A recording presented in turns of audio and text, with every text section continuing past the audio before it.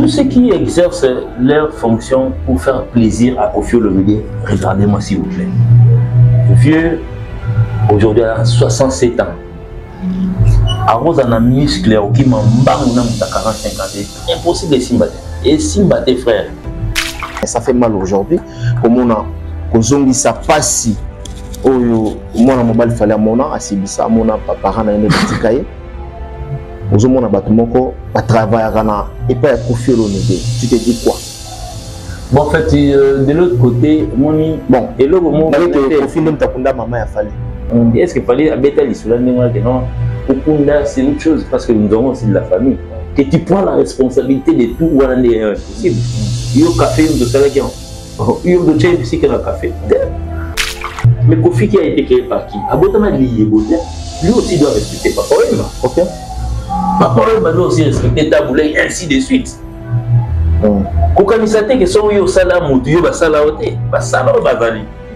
Mais pourquoi les lots viennent en Bobako Legete? Pourquoi? Parce que la zone là c'est que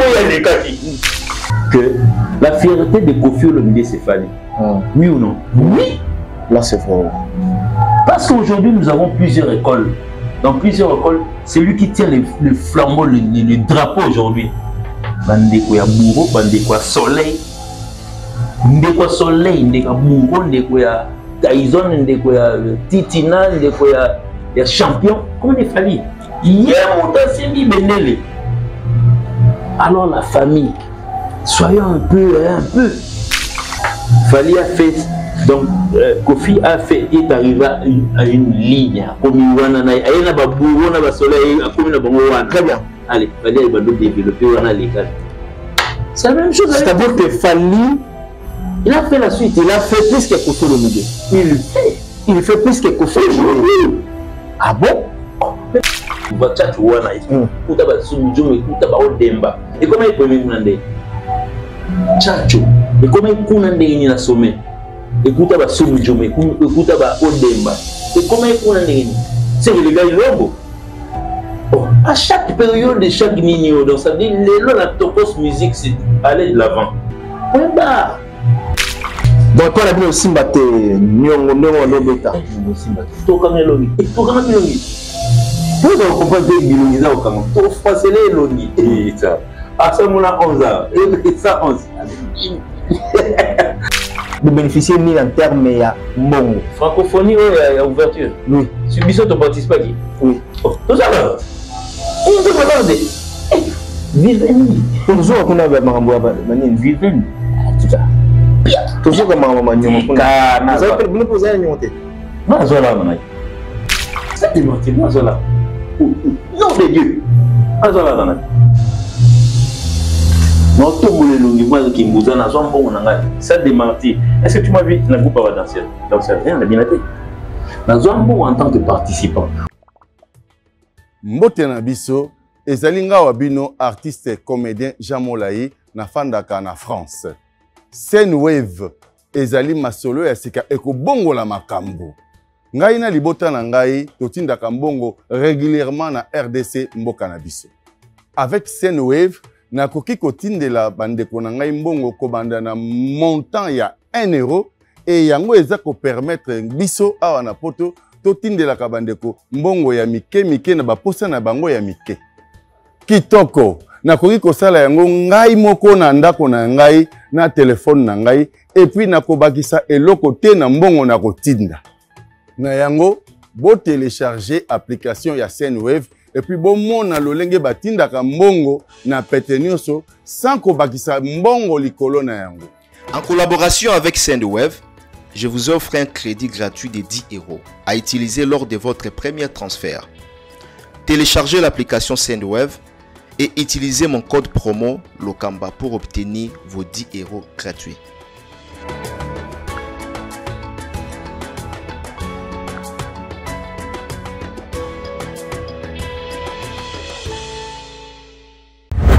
Parmi les bons, il y a le meilleur.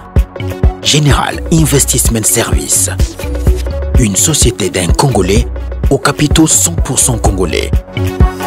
L'une des rares qui vous offre une gamme variée de services dans différents domaines. nettoyage des façades des immeubles et de tout autre espace de vie, dératisation, désinfection, désinsectisation, production de papier hygiénique, production de glaçons, spécialiste en logistique, spécialiste de l'immobilier, boulangerie, traitement des plaintes. Il met à votre disposition des camions-bennes pour l'évacuation des déchets et immondices. Le tout à des prix défiant toute concurrence. Contactez-nous au 085 090 19 99 ou au 082 79 92 076. Rendez-vous au boulevard du 30 juin, immeuble Virunga, appartement 6, premier niveau, Kinshasa, Gombe. GIS, le meilleur.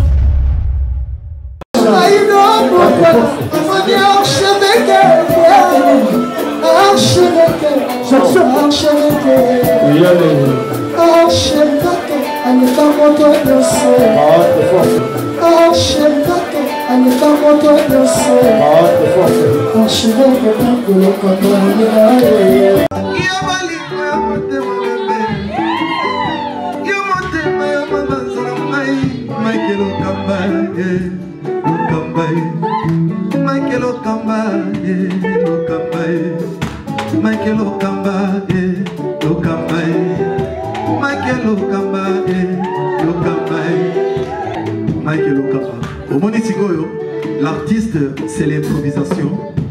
Na honoré dans l'émission. Africa Elengi TV, votre chaîne, l'incontournable, la star des chaînes.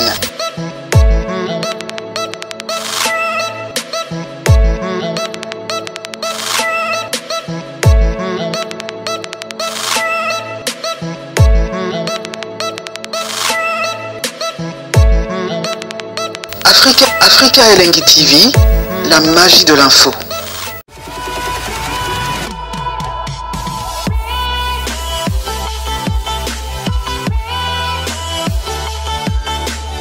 Voilà, amis fidèles, bienvenue sur nos antennes www.Africa Elengi TV. Je pense que vous êtes en train de suivre cette émission Jardin des Stars, une émission socio-culturelle qui ne cesse toujours à vous donner des informations sur l'actualité musicale. Mesdames et messieurs, cette émission Jardin des Stars a été toujours conçue par vous, une émission qui vous ressemble en même temps, une émission qui ne cesse toujours à vous donner, comme je viens de dire tout à l'heure. Donc aujourd'hui, nous allons devoir recevoir notre invité du groupe F Victime, avec qui nous aurons quand même de parler toute actualité concernant des groupes d'accompagnement. Je cite F Victime de Fally Ipupa parce que nous sommes bien informés quand même. Successives 3 jours concert au niveau ya Ouganda, au niveau ya Kenya, Nairobi. Comment est-ce que le concert a été bien passé au niveau de Kenya, au niveau d'Ouganda? Donc cette fois-ci nous aurons le temps quand même de parler avec mon invité. Nous allons parler beaucoup de sujets d'actualité concernant F Victime et sur les voyages de ces fameux concerts Paris La Défense, You Arena. Restez connectés, mesdames et messieurs. Moi, c'est votre humble serviteur Mike Lokamba, 3 fois l'archevêque de la presse congolaise. Il s'agit bien de Gino Liaki Bea, Oyo Toyambi Lelo, dans le cadre, n'est-ce pas, il y a éclairci Makambo, Oyo Ezotambola, Kitoko, Nakatia F Victime. Bonjour Léa.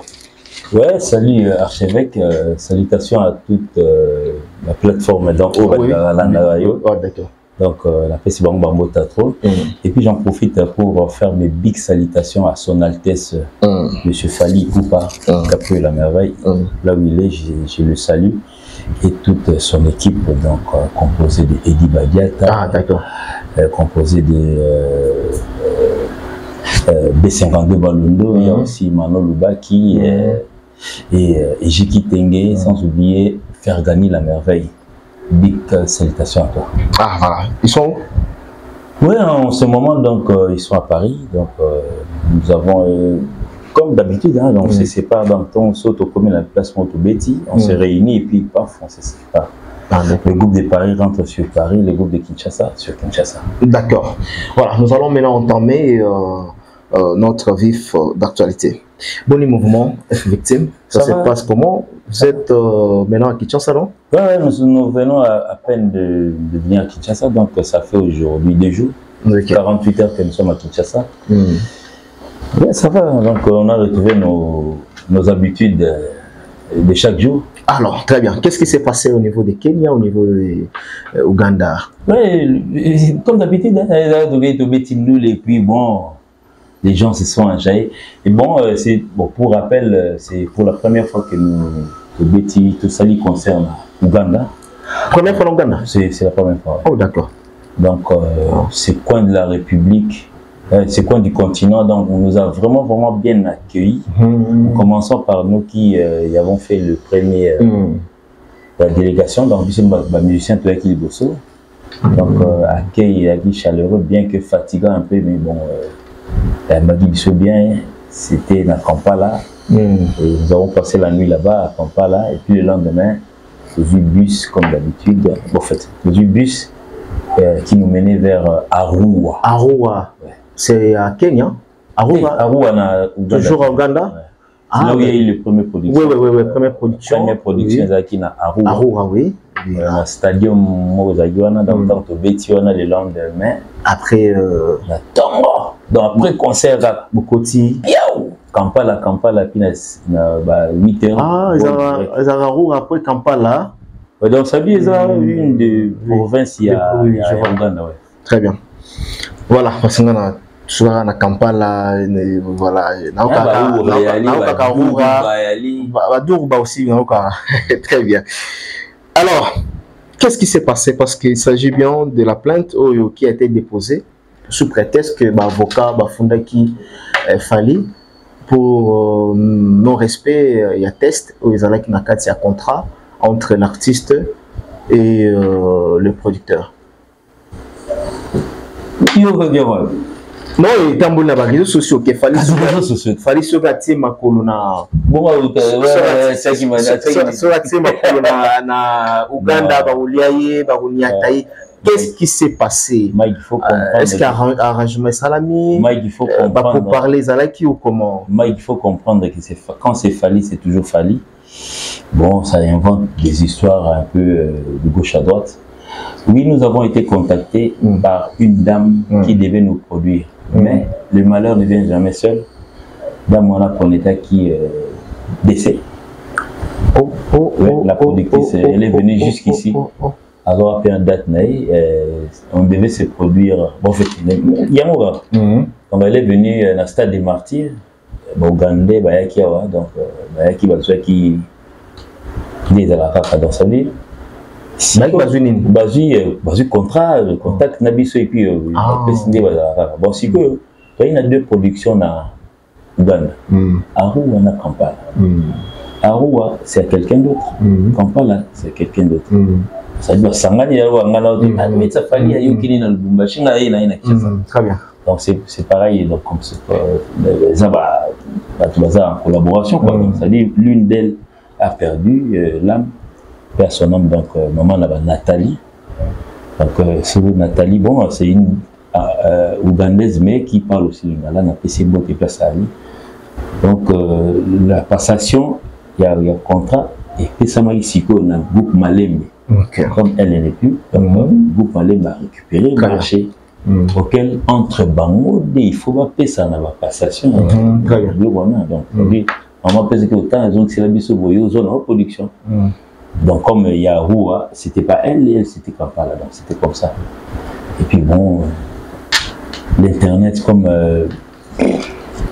ces histoires là, on va planter sur Yugandeni. Bon, en fait, il y a certaines personnes qui veulent déformer les histoires et puis bon, toujours quand on va venir tout ça comme d'habitude bon. Et pas mais il y avait quand même une plainte déposée.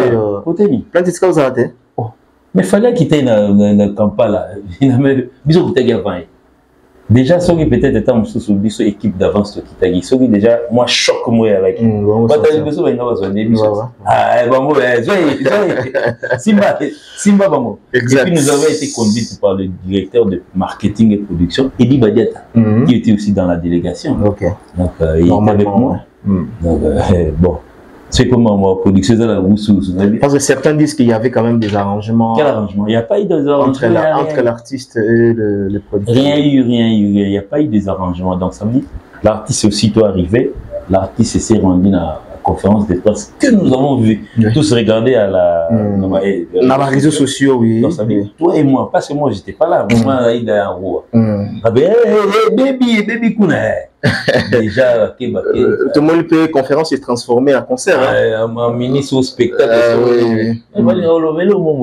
Playback. Playback, c'est. Kasi conférence de presse, ça va y aller. Bon, il n'y avait pas de questions apparemment. Moi, j'ai vu seulement une séquence et puis bon, c'est fini. Et puis non, il est arrivé, il a dormi et puis le lendemain, il s'est rendu sur place. Et puis bon, après on a directement, il a vu chemin pour à Rouen. Voilà. Alors, Bethlehem sur le solo, il y a 3 concerts. Oh, Eleki et Tigali Lelo gravé dans les tueurs congolais. Parce que Eleki n'a pas cité, tout le monde commentait ce que le spectacle était au rendez-vous.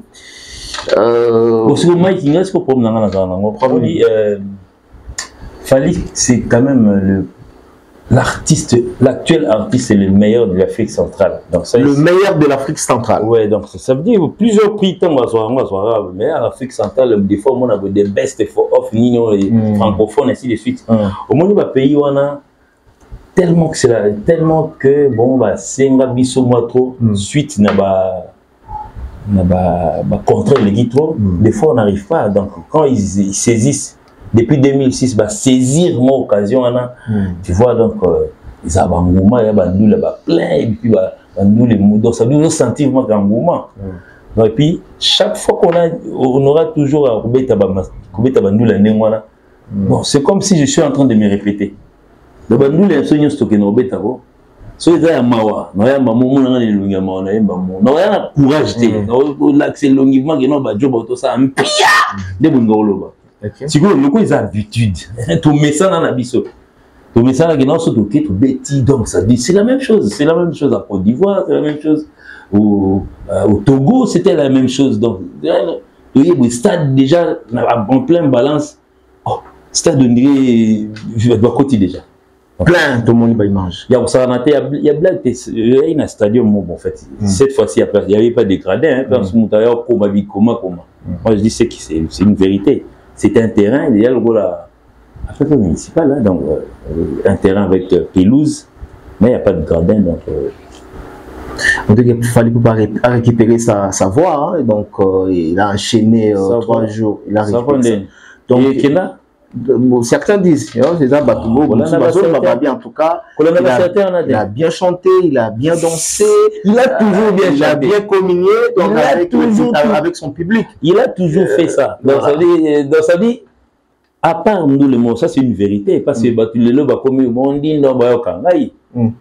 nous avions joué à l'époque un concert, un festival, il y a Brazza, Fespam, à Zainangine.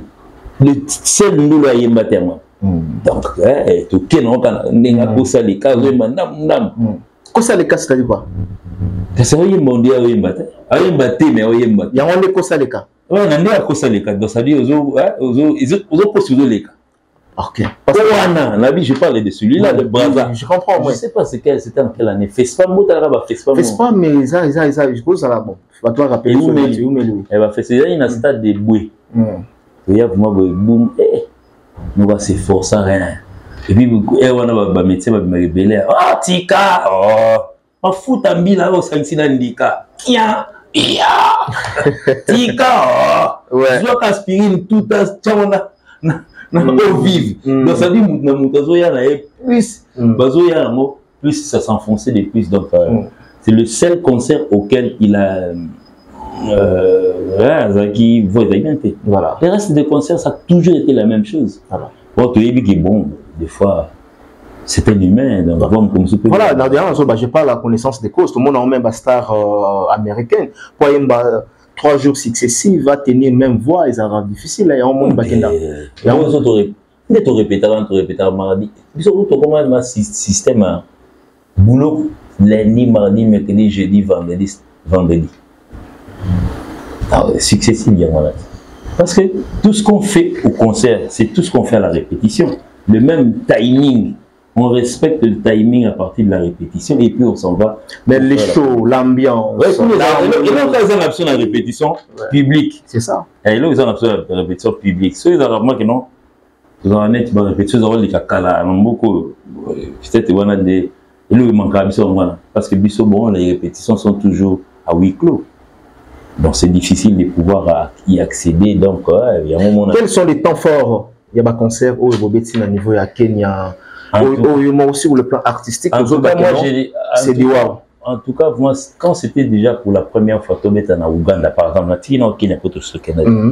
Ouganda, par exemple, je m'y attendais pas que aujourd'hui Médéi prenne la place. Parce que, oui, tu as Bambo comme ça, au Kendate, Baramena Abisson à début. Voilà.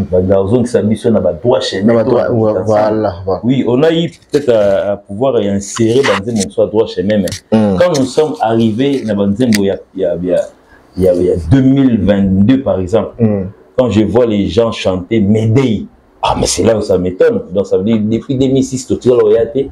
Et puis bon, tu vois, des ordres parce qu'on avait pratiquement concert moi 2h30, donc on ne peut pas jouer toutes les chansons. La chanson fallait presque nous faisait un succès. C'était ça, on a sélectionné ce qu'on pouvait sélectionner. Puis bon, on a fait plaisir aux Ougandais. Et puis chose grave, ils étaient en train de crier, tant pour présenter producteur, année prochaine, on a souffert. Ah bon? Ouais. On est en Ouganda? Oui, en Ouganda. Ok. Donc, on a un producteur, on a été. On a des sous-artistes. Moi, est-ce que producteur, on a fallu prochainement, on a fallu tailler sur la bidon. Donc, fallu à premier à ces donc, spectateurs, que l'année prochaine, s'ils m'autorisent de venir, donc je viendrai. Très bien. Je pense qu'on aura peut-être l'année prochaine une date à Ouganda. Très bien. L'année prochaine. Voilà. Nous allons suivre ensemble cette image. Nous avons vu que Régie est illustré l'image toujours en andoulé. Et ça, il bande andoulé. Tu sais pas? Libanda ou pas Libanda, bon, nous sommes habitués. Ah d'accord. Donc les andoulés, on a bien le mot. Et ça, place mon corps pour on a vu que vous avez la réponse. Kacha na ngobina tiga. La réponse c'est ça. Ndena ibu. Na te belé ba mona ki on te menga na mona ki on. Chano. Et ce banque c'était non bêta na église. Il est à l'aise ou bien tout chat. Il est à l'aise donc nous très tranquille. Très bien. Très chers téléspectateurs, voici l'image que nous montre Mike Lokamba. Régie. En fait, il y a une image de Tamboli, tout le monde garde de l'artiste Fali, B50, maître B50. Image de Tamboli dans les réseaux sociaux, l'obispe Mokil. Tout le monde Fali, Alinga Yemba, B50 à Botolier micro, après à Zone les micro. Qu'est-ce qui s'est passé dans la Kiwana? Bon, en tout cas, vous avez la confiance. C'est dans la salle où il s'est passé conférence de presse.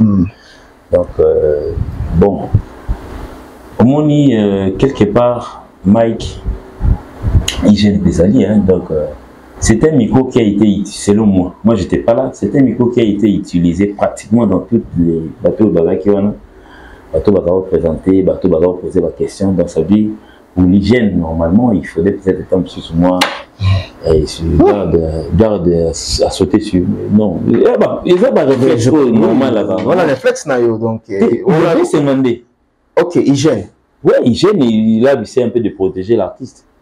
Donc, pour. Ils ont raté pour un poison, ainsi de suite, mais bon, Parce que le Bessie Tamboli trop. Ah ok, voilà, Tambola et moi. Tamboli tout le monde. Fali, je voudrais savoir, vous avez quel âge? Fali, moi je voudrais dire. Très bien. Dans ce B52, ce que tu as un monde qui n'y a pas artiste à récupérer quoi pour nous. Très bien. On va te féliciter B52. Alors ça va très bien. Ça va toujours bien. Et voilà. Alors, parlons de Mamalor. Il y a Mamalor, hein? D'accord. Alors, tout sur la Formule 7, ils ont ravagé Mokili. S'il faut aujourd'hui placer Formule 7, album Formule 7, au Tchangou na dimension où ils ont là sur le plan musical, au Tchangou placé. Actuellement, c'est comme l'hymne national. Donc, après l'hymne national de notre pays, Formule 7. Après l'hymne national, tu es Formule 7. Ouais, pratiquement chaque jour. Ce que l'on a compagnie, surtout peut-être, on a évité ce qui se passe normalement. Il y a des bouts et Zaïwaz dans la paix, on va mettre sa drapeau. Mais actuellement, les lots, bon, après que nous avons l'hymne national, ça veut dire qu'on va dans un débat. Ça se répète toujours Formule 7. Mais aux autres, parce que vous avez tapé quand même à barre. Mais la grande majorité, on comprend sur 100 chansons, 66 fois Formule 7. Donc, mais des bêtis 3 fois, des dernières à 3 fois, comme si j'étais mes bêtis 2 fois. Voilà, on vous accuse aujourd'hui que vous êtes orgueillés, Binondé, numéro 1, Bino. Voilà, meilleur artiste de l'Afrique centrale, Bino, ceci, cela, donc trophée Bino, disque d'or Bino. C'est quoi juste? Ouais, bon, en fait, tout le monde est orgueilleux, mais disque d'or. Orgueil, ça fait partie au fond de l'équipe trop.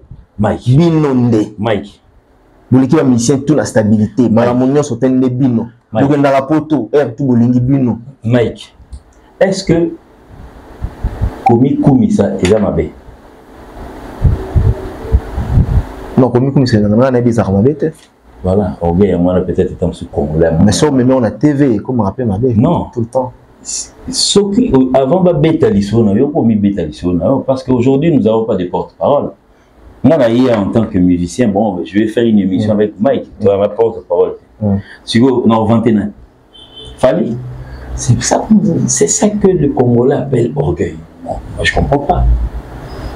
Le top de la musique congolaise actuelle, c'est Fali. S'il faut que je répète, donc ça veut dire qu'on a répété à moi pour Nathan répéter qu'en 21, on a répété, c'est ça que vous appelez orgueil. Moi, je ne pense pas. Si on a peut-être des temps sur tout le temps, orgueil, ça veut dire quoi?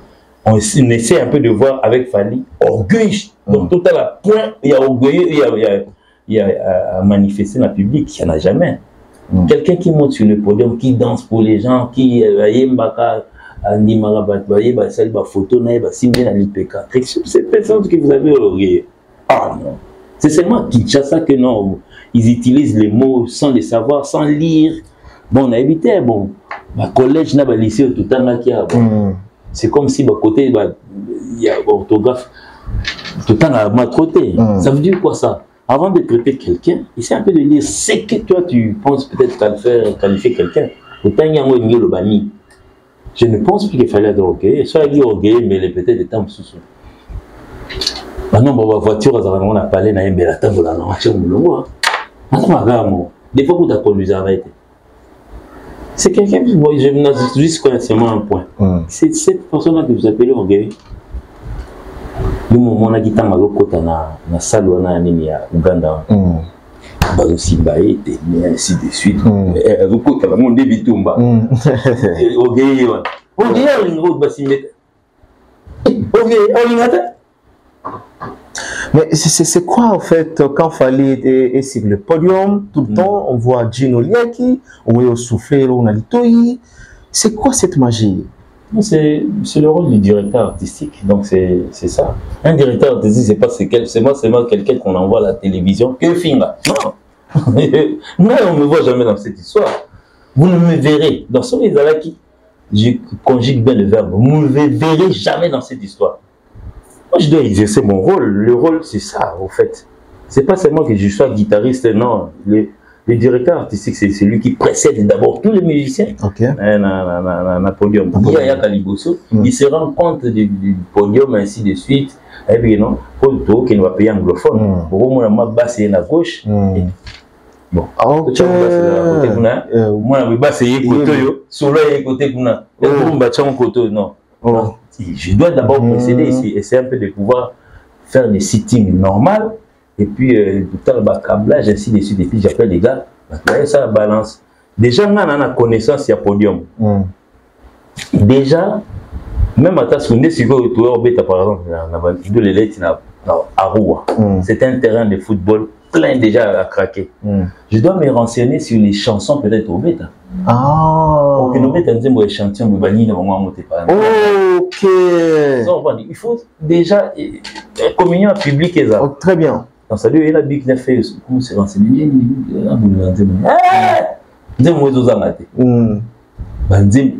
Dans la commune à Lémi, comment moi si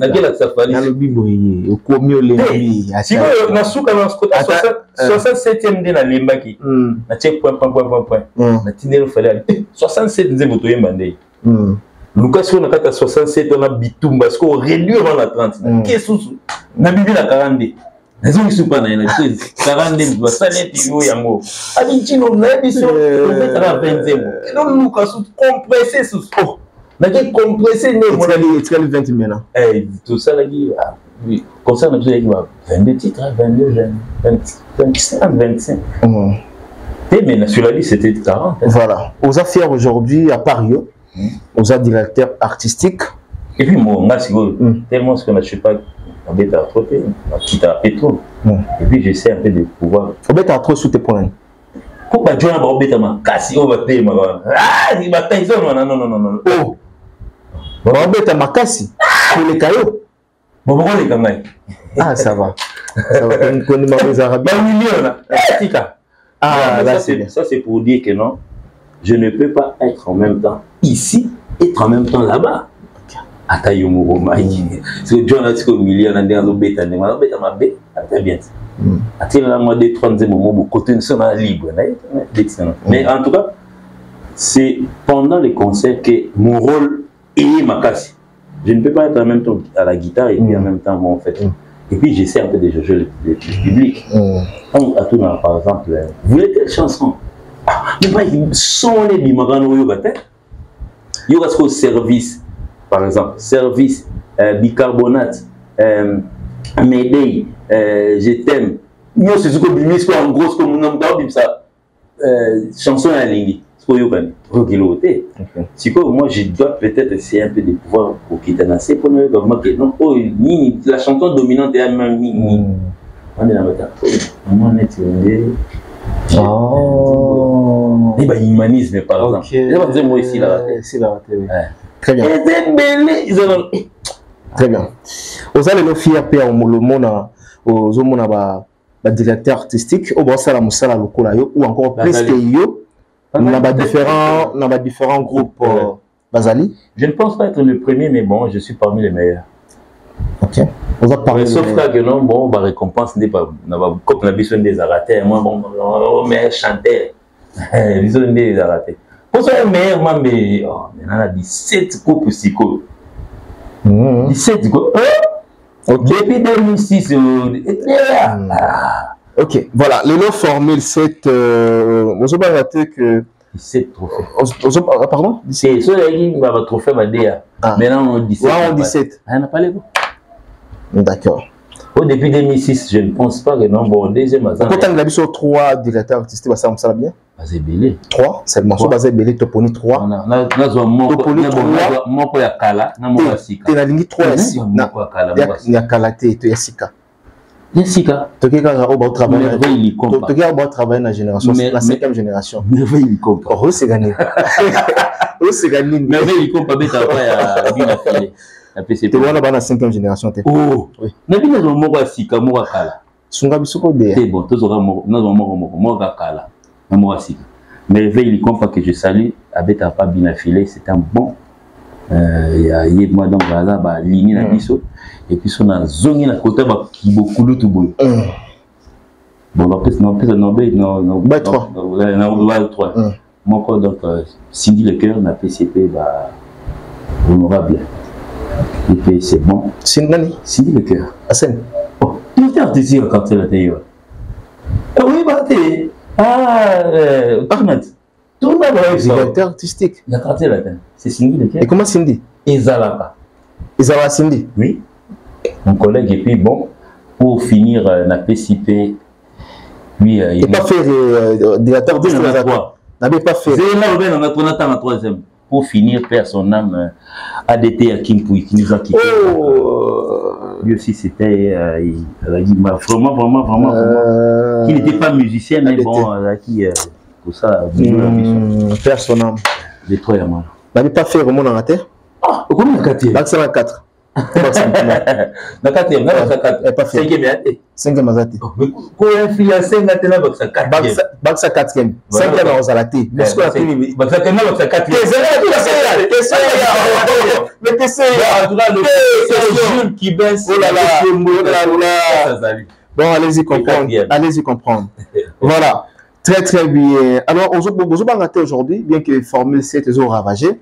Vous avez raté que l'album PO est déjà dans l'annonce et vous avez calamité et puis la Formule 7. C'est probable? Bon, la Formule 7. Oui, parce que les Internet quand même. Ils ont ravagé les Internet. Les Internet. Moi, je connais pas ce que l'on a pas mon. Ce que biso album la biso ezara. Bango babunda. Banzebo. Oh, bon le leadership. Na silité. Qui t'a dit Mayday qui t'a dit que non de la rente sur Ortigo tranquille. Aïe sur Ortigo tranquille. Mal accompagné Aïe nani je t'aime que non Ortigo tranquille. Chez Bisso aujourd'hui c'est lui qui règne. Ortigo les trois années tu vas peur d'aller pour ta. C'est qui fini quand on pour dire ta bande. Aïe aux gogo pense de South Fort. Cham pandi. Sikoyo guerre wana sikoyo il a guerre sans fin. Tout place ici là.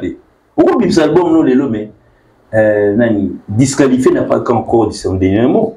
Et ben dit mon balinga.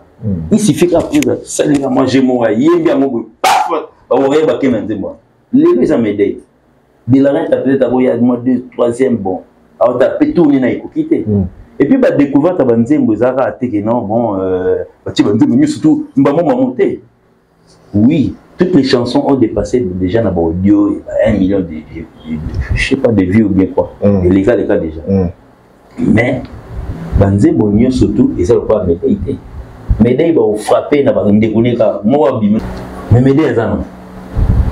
Là on va quand on bim ça va bon il y a trilogie on bim ça va Nzoto bim ça va bloqué na Nzoto bloqué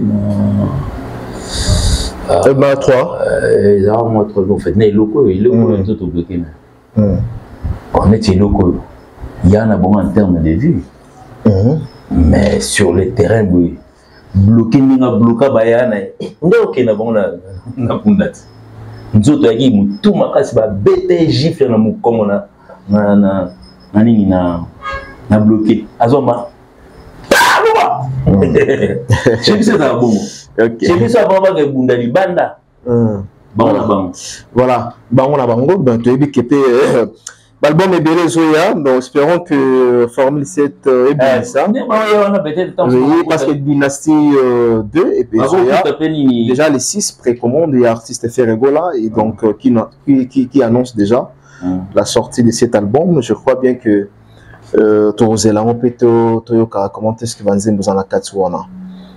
Est-ce que les monaka botala fali bozotala ba œuvre obino bozosala na nzela ya fali popa bozomona ya fali ba réalisation ya minene fali osala azana concurrent bon concurrent parce que tout on a un système à classe les premiers azali les deuxièmes azali bon tout on a bon alors concurrent mais bon avec quel pourcentage taux de pourcentage. Non, déjà ceux qui premières années en 70, les deuxième année dans la 42. Ok, c'est 42 à 8 ans parce que Nantic ils ont 50. Moutazik a Moutomo, le reste va 8 ans. Va doubler. Ok. Oh, oui, tout le monde dit que contrôle, ça va succès. Et puis, l'album, il y a un période de contrôle. Contrôle à niat, pour ne pas faire la polémique, à bêta, à gifle, à zoma, à l'album, le monde va pas il me semble que contrôle. Oh, tu peux le voir fly. À fly. Ah, il est là, il y a bêta, bambata, mais à Zara. Il y a un service. Il y a un Kala. Sur le vide, c'est 2009, 2009-2010. T'as les gagné les lots. On s'en va pas. Ça fait 17 ans. On a été là-bas. On est guitare. Pour ça la clip. Pélé, non. Mais ça a toujours un succès. Voilà, on a pris si Koulou Tumbote. Ouais, biso et pas biso chouezate. Mike n'a pas vendre ah na bio na le fête anniversaire na to soukaka lelo na Arsenal de belle mélodie. Pas bon c'est pas la fête. Mais c'est que bien que bon c'est Mbappé mais des bon c'est fly. Mais to soukaka Arsenal de belle mélodie. Arsenal de belle mélodie appelle ba nzembo ça na katia. Il fait ça succès en Afrique partout. Et après, il y a un peu de changer là-bas. Mais bon, le lot au qui définir Fally comme étant qui profil à Fally aujourd'hui. Pour définir nier. Donc c'est parce que Batoualobaka Fally, oui, il fait son succès, a aussi la succès attendait, mais l'apport de Fally dans la musique congolaise. Il y en a beaucoup. Fally nous a montré beaucoup aujourd'hui. Tu sais, à l'époque où on fait sont peut-être en termes d'album, la diversité de la réalité. Aujourd'hui, Fally nous fait un album autrement que la rumba. Et puis il nous fait pratiquement plus d'une dizaine de chansons autres que la rumba. Fally c'est un rumbiste en fait. Il nous a montré comment éternellement, ainsi de suite. Et puis il nous a fait goûter une chanson 100% love. 100% love, oui. Mais qui s'y biso, c'est quoi ça dit beaucoup nombre mort. Oui, moi je me rappelle à l'époque King Kesser mené à sa succès. Mon carré comme maman, viens que la kota bandinzi, viens ta bon. Na boy ba fâché mais viens ta le bandinzi. Succès. Viens ta la kota ba kimia ta kuna. Viens souvent côté ba kuma na difficulté si Fally siko aza mutu mu akena umba wa uta na umba za danger ameki kuna danger azomi kuna danger azoma bwe bon moi tiki kuna disque d'or. Aujourd'hui nous devons pratiquement nous les musiciens congolais chaque matin sur la muki tout attendre moment tokos 1 pe honorer biso ba congolais nous avons quand même un disque et bon vous senga biso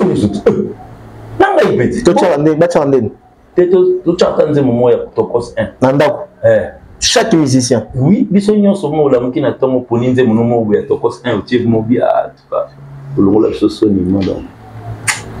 c'est pas une provocation, parce que tu es bien un musicien, tu es bien qui te teste, il y a un musicien là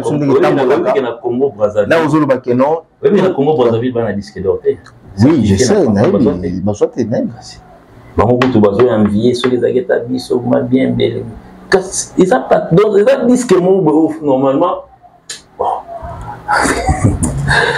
Ah chaque artiste c'est bon pour nande mo watch chaque matin ba manda non comment il comme le défi pas naïf. Atima yo tu besoin disque d'or lobby. C'est question moi que m'a PCP chance bien naïf le disque d'or. C'est pas facile hein. Surtout les lots. Quand je dis qu'il a passé moi. 50 000 exemplaires. Plus. 50 ans, plus de 50. Si on a 50 0 basé il faut les limiter. Donc c'est pas donné à tout le monde avec ma piraterie et les lots et ainsi de suite. Au moins la chumba mutube l'album n'est limité mais toi tout ça on déjà. Non c'est tout le monde en haut. Au PC programme album les 20. Les premiers étaient les 1 toi dans déjà. D'ailleurs faire voilà tous la victime hein, il y a ma piraterie. Et la victime à piraterie va belé bon je sais pas, c'est entre l'auteur ou bien producteur ou bien ingénieur ou l'artiste ou c'est un auteur. Il y a ça peut arriver aussi. Ça peut arriver que le même l'artiste a côté na bon moi si on ça peut arriver j'ai dit oui pourquoi parce que net il fallait par exemple jaloux à banzembo na et bien on a travaillé na fallait président sangana dévoilement dévoilement na fallait banzembo mususu ya fallait tozwangoka en termes de murmure au travail na moto ye banda banda manuete yero même oh si vous me demandez ce que effrité c'est yebo ok ok même sur le botama bana to bana groupe na on dit me fritateur déjà une fois j'ai jamais une fois jamais de la vie une fois et on fidèle non il pas se fritateur et se fritateur droit chemin pour qu'on a dit s'il vous plaît Arsenal de rien to l'équipe na nini biso libre pas pour jamais se fritateur et fritateur et pas je fais des arrêtés au mode de vote annoncer tout rappeler là-bas annoncer date et bien ah non ils arrêtent OK biso c'est l'attente c'est les gens qui attendent parce que quand il dit que non à 10h à 10h est-ce que c'est ils disent que c'est bateau bazo friter bateau ça là de manière c'est que ba friter ils a de manière comme meka température il y a température ah bon I'm sorry Lelo je vais te dire une chose. Lui, par exemple, dans la chaîne YouTube, on crée bon mususu, on crée ce Mike Lokamba, porté, puis il y a des Kem Lokambis, Lokambis TV, il m'a oublié. Ni tout ça émission, mais émission sur un arbre bimina on a.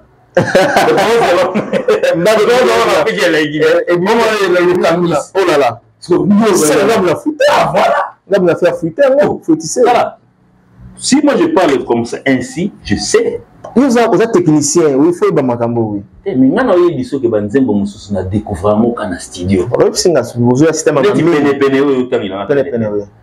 Nous avons eu à exécuter ça ici, lui il était de l'autre côté. Nous avons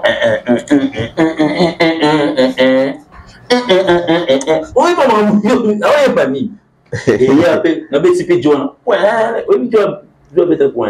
Frère, moi en Christ. Oh. Violent. La Kenda Ina. Frère, moi, Zobima, on a bien frère, alléluia, amen. Quand tu m'as frère, moi, ça, c'est de moi. On va les violents, il y a un Nima. Malubapé, exact. Il y aura un. Donc, fier. Album est Dima, dis-moi, on peut dire qu'il faut faire la vie. Tout un peu comme très bien. Violoniste et moi pour que je sois des ok.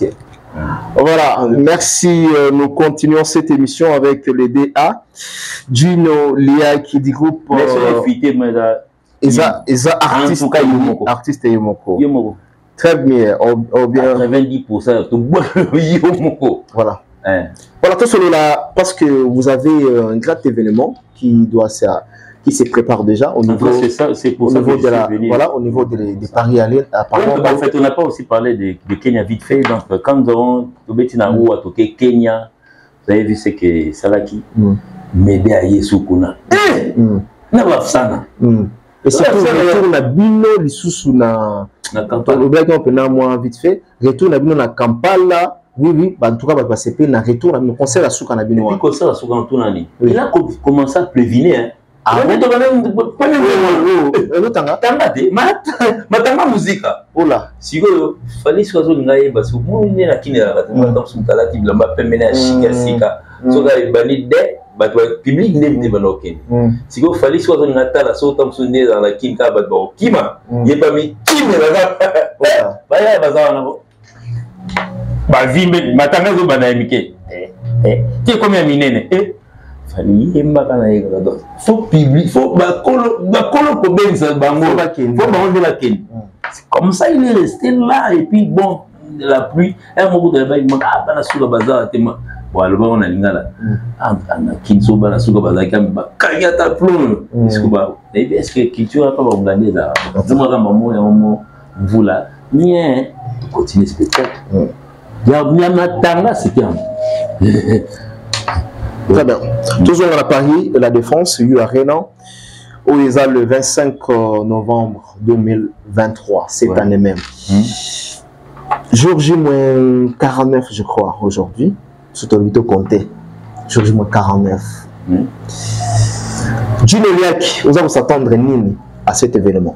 En tout cas, vraiment, ça, je dois regarder le... Voilà, je regarde Gino Liak parce que ma série est commis, parce qu'on attend maintenant vers cet événement, le 25 décembre. Ouais, là, on fait chapeau pour très bien respect dans le public. Bon, voilà. En tout cas, vraiment, très chers compatriotes, warriors, ceux qui aiment la musique congolaise, parce que tout le monde a rendu l'épisode à warrior, voilà. Donc, tout ce qui aime la musique des familles, les panafricains, ainsi de suite, le monde entier se soutient.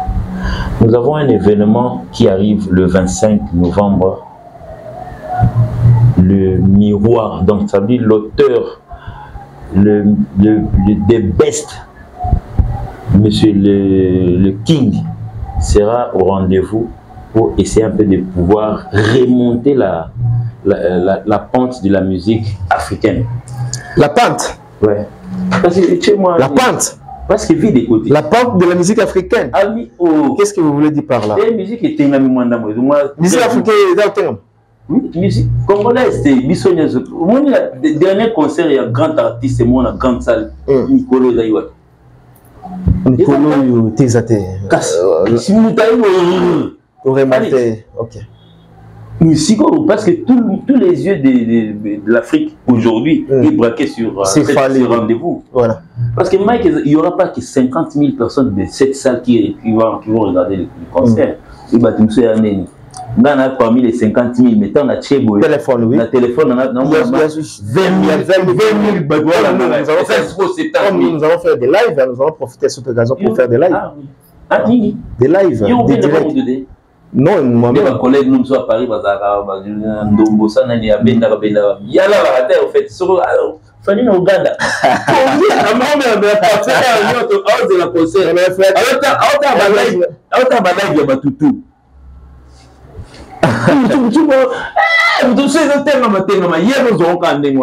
Non, puisque la joie c'est le terrain. Il faut qu'on tasse le terrain. Bon, bref, parce que hier on a raté l'événement falité. Attention dans la Chine, ils ont kilo baluka boy. On les ont fait seulement que non, à 4h du matin. Hier on a laté à Ozelango. Il y a certaines personnes qui attendent. Là c'est vrai. Donc ça dit, je m'adresse au public pour dire que, en tout cas finalement, l'heure est venue que la musique, la culture africaine aille de l'avant. Donc ça veut dire que c'est une culture que nous avons ramenée en Occident dans une très grande salle. URN, c'est parmi les grandes salles de la France actuellement. Donc la musique africaine sera représentée par un Africain du centre, un Congolais. En tout cas, amenez vos drapeaux. Il faut qu'on sente les tricolores des drapeaux africains. Bien que bon, qu'ils soient congolais, mais bon. Il a toujours vanté les mérites de l'Afrique. Vous voyez, Bélé, vous allez au rendez-vous. Le rendez-vous, ce n'est pas seulement sur place. Même dans la live net, Mike Bassala, on va la rater. Vous avez un rendez-vous. Il ne faudrait même pas que le lendemain qu'on se réveille, qu'on suive une page qui nous essaie de expliquer. Voilà ma page. Luka neti il y a donc Lukaka. Il y a Luka.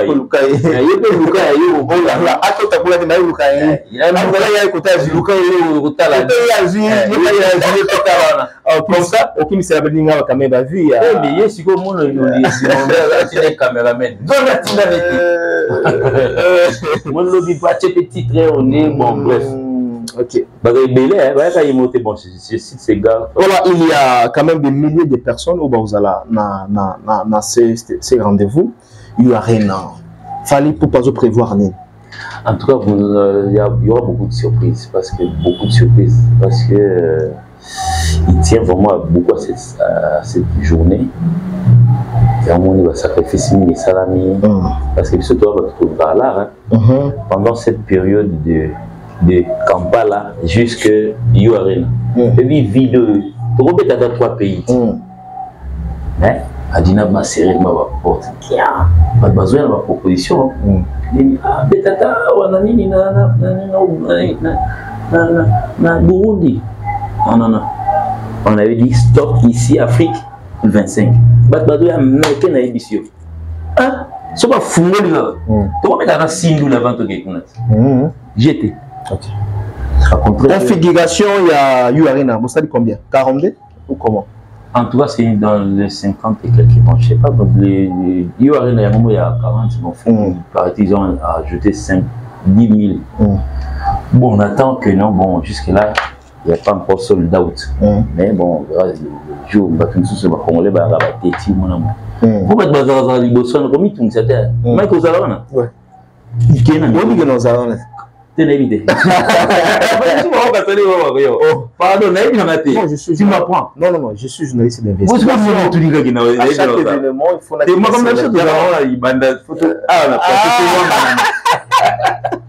parce que dans mon akio là c'est bien mon akio pe yo au Kenenzela au batwa kenarate nzela mulai yo ke mbamo tout droit na mon yo côté tout droit très bien au ambassade des belé mona ke kuna voilà aux obligés ke kuna voilà parce que kuna au 20 mois kuna ndambo c'est caticité yo ke tout droit yo très bien ça sauf na la courage au kuna voilà. Très bien. Alors, qu'est-ce qui se passe? Parce que il y a quand même certaines personnes au Babengi Bisso pour n'appuyer bas. Des mecs, on a besoin de dire, ça les forces à l'avant. Il y a un micro poser ma question à bateau dans la Liboso. Au moment où on a doté ma moine, au moment où on a combo moyen bas. Pas fiqué encore. Basé on a casé, basé on a bana bandal beba kitambo. Il y a au monde. Quand on a beauté, on est ici là. D'accord. Alors, la même date, il fallait jouer, tout le monde peut même date, même jour, le 25, où il y a un match, il y a rugby, qui va se jouer, qui va jouer au niveau de Paris La Défense. Qu'est-ce qui se passe? Qu'est-ce que car il y a bâton les alliés ou comment? Au préciser Bisso. Parce que la c'est comme le rôle à moi que c'est qu'à tout à la bande comme ça la mauvaise campagne. Ni bande au plateau. Voilà. On a pas plateau. Bon, et tout le monde a un professeur dans sa vie, na kata ba famille na ba na musicien moroté amata. Voilà. Son grand frère c'est un grand musicien. Ah OK, voilà. Il y a ben de mots avant donc mais il ne parle jamais de son frère.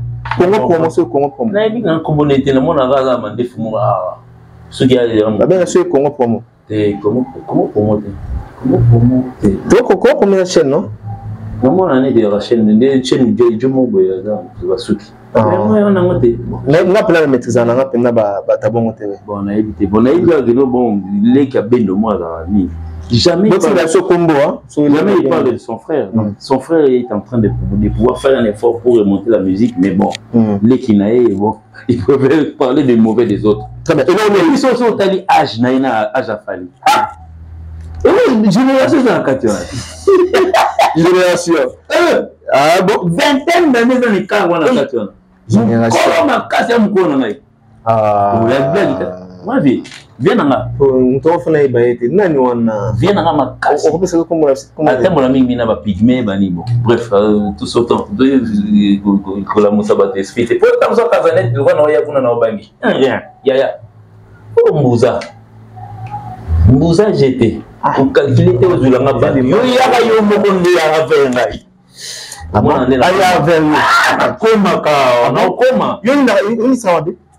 Na Moussa avec il a raté guerre na bino babe ko kate na mutina yo ntanga na kombote nanyo ombo bulukana trop bukimana si bukuta bino ba bozo kimana na markaus ya kimana ya votala na misite eso blagite tala internet ezali to stokutana une fois deux fois akokota na misite kimia kene akokota bate la pression mana Moussa comment appeler la ndaka ko mbunza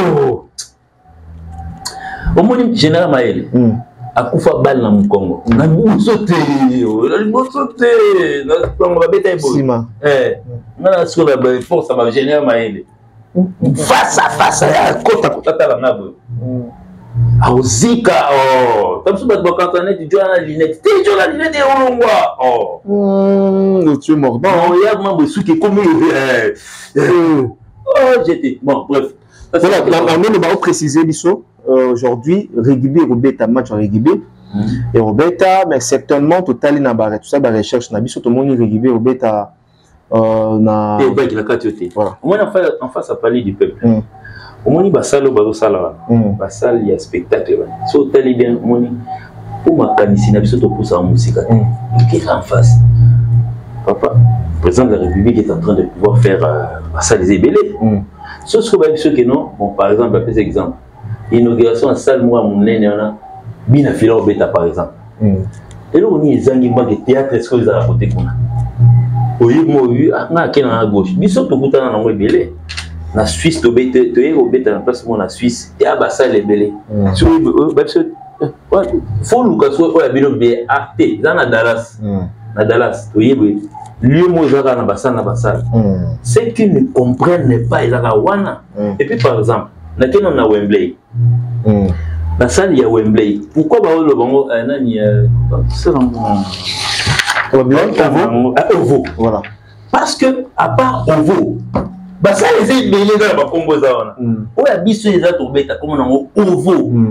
Na Wembley ils ébélés à stade des Alliés. À stade des Alliés, bah ça les ébélés. Ils ont beta na Ovo pour les à Wembley. Il y a eu même certains bourrus qui sont allés là-bas pour aller vérifier. Même si ils sont cassés à beta na munene. Bon, bref, bon ils sont copiés à munene était. Mais tous à mouké. Il y a une seule chose il y a la binona muto azotina il y a beta wa mouké wana. Aïe. La seule anglais oui. Aïe. Aïe, il y a moi. Au voilà, et ça me si vous avez que stade Wembley, ils sont connectés, ils sont awa. Et puis c'est pour la première fois que tu côté de en Angleterre. Angleterre, très bien. On teste directement avec une grande salle. Salle. Non, Ovo, on a tout ok. Salle mythique, je dis salle mythique. La salle mythique, déjà il a fait de 12 à 13, mais c'est beaucoup. Tout est restaurant, c'est beaucoup. Et puis pour une première, frère, à Taïmo, quelle est cette génération de la musique qui banda maman moutaye na Ovo? Azalata? Parce que le maman ambassia wa mona boybo. Le ballon. Le ballon. On se peut rien soit là. Il y a bien. Bon à sur ma bé. Tu n'as besoin ma bête. Pour la mona jouer mbangwa. Eh bateau ba kanza ine titam soso ba chango zo bandela. Ah. Bo soye muté ma kufa. Ambassi so kuta dans la plateau. Yeah, ambassi a prouvé sur de quoi il est capable à imaginer. Non mais c'est parce que bon tant en fait les bêtises quand il y a pas basta d'abord comme bon non bon le lendemain matin on t'a muté au fin on t'a battu à Makila. C'est là où on nous a bouché. Très bien. Donc, tu comprends bien, par rapport, il y a une chose éclaircissement, par rapport, il y a le 25, où il y a Rugby Robeta, au précisé. Robeta, et Robeta, il dérangeait bien noté. Donc, écoute, déranger dans non, je ne pense pas que les voisins vont nous déranger, ils arrêtent. Voilà. Et puis, bateau baza. Et puis, la plupart des bateaux bazo, le Bamagambo, le plateau à Paris. C'est comme si ce sont des gens qui ne sont pas cultivés. Sauf qu'il y a eu arena, au n'a pas de moura bolite. Il était à Moussara, il y a eu si on y est on a la publicité de mon ami en bêta, on a dit, oh, il dit un bêta, parce qu'il y a une rugby. Il y a un rugby, ils sont dans un côté. C'est comme si tu étais en train de faire craindre aux gens que non, bon, parce que tu es dans le Capila au Canada, tu es pour avoir un rugby. Tu es Nathalie Demo. Très bien. Béa Dunoliak, aujourd'hui, vous travaillez chez F Victime de Fali Poupa. Profil Nayo, vous êtes artiste musicien. Oui. Fonction dans la F Victime, vous êtes directeur artistique, c'est ça, non? Oui. Alors, tu définir Rio comme étant artiste local ou international? Bon, dans le bar où je suis, je vais cuisiner mon bar à côté de la Titanic. Ce Titanic, c'est un bateau international. C'est un bateau international. Merci. Ah, Tony, est-ce que tu es bandé au classé Batou? Est-ce qu'un artiste peut devenir local ou encore international? Pour expliquer l'histoire que non, vie, autant de la rana. Dans la carte à bateau, commandant la international. Ah bon? Voilà. Et alors la différence. Matélo international. Alors la différence entre artiste local et international. Bon, les locales, vous prenez exemple, je crois, Royaume Lifaki, il y a ma place dans l'Outa. Royaume Lifaki, c'est moi, dans le local. C'est la locale. Où est Ranson? Ah, je ne pense pas que non, le gars qui a parlé des locales, ainsi de suite, il a beaucoup exagéré. C'est très bien. Donc moi, je ne suis pas de ce même avis. Neti, par exemple, Neti, bon, frère Manix, il a cravate rouge. Bon, pas moi, il y a une cravate rouge. Bon, Baza vraiment. Bon, c'est un club d'amis, tu vois. Donc, président, Zambala, ah, Nani, Bossolo, oui. T'es Nani, infirmier, Israël, oui. Mais c'est comme on est dans les gars qui n'ont pas atteint son médecine, son niveau, il faut venir. Tout le monde n'a son examen. À se retrouver les journalistes politiques, bon, ils ont banaté. Ils ont dérangé, non? Non, ils ont chroniqué musical. Ça t'arrive de parler politique? Oui, insister sur la politique. Non, pas insister. Comment on va c'est comme parce que cahier de charge dans les autres permettre que tu. Voilà. Donc c'est quelqu'un qui n'est pas professionnel. Cahier de charge des autres permettre. Ah, mon qui n'a pas pasteur, déranger. Donc ça dit c'est une émission qui dérange les gens en fait. Moi je ne donne pas tort à ces deux. Bon, moi dans la justice, tu check mais vous retirez déjà plainte. Donc oh, on n'a pas peur de retirer plainte. Wakambwana si batu alembi na bango idea. Oh, en tout cas, tu les pour cette information, tu vas shooter où sommes-nous maintenant? Qu'en est-il? Non mais nous c'est ça la musique. C'est la justice fait son travail. Au bêtis du soin, tout comme il y a des dossiers pour tous les cas. Dossier moi ça la justice. Tout comme le niveau ninja. Oh. Il répond à 2 semaines. Et c'est coquille déjà, c'est répond. D'ici 2 jours. D'ici 2 jours. Voilà, voilà photo ça. Non mais siko ngai wana ya kimobalité wa kimbuzate so nga mana mbuza mabubu ata mukimuluba ya bongote Mike oui kutanga na biso nana ba diamant na poche alaksa ba diamant to non laxate to laxa so mamaza bon mais siko zana mote tezali na mote tezana mobali voilà to beka na mela ah mais t'es ancien ndeza Israël Mutombo mais bi kombo nete ça mo nini doit la tamba chapela minene na ya bana azu nini ba bulbula moi sina ya lati Israël oui John inventaire va faire on a eu ah bon oui Mike objectif et émission des araignées on vient on te provoque pour que finalement tu viennes t'asseoir et ça l'a guetté Bakulu tout le surtout na bandegonios surtout baleki msu baleka on a provoqué d'abord à l'avance. Là c'est vrai. Mais comment on appelle idéologie on a là c'est na oui on peut la dinani tout la mani ngala mona ngo mabete na communication c'est ezala nango mais c'est communication politique mais parce que au moins il est là orchestre na ba parti politique tout un orchestre na ba parti politique ni est ma parti politique. Il a de la matière. La matière. Très bien. La matière.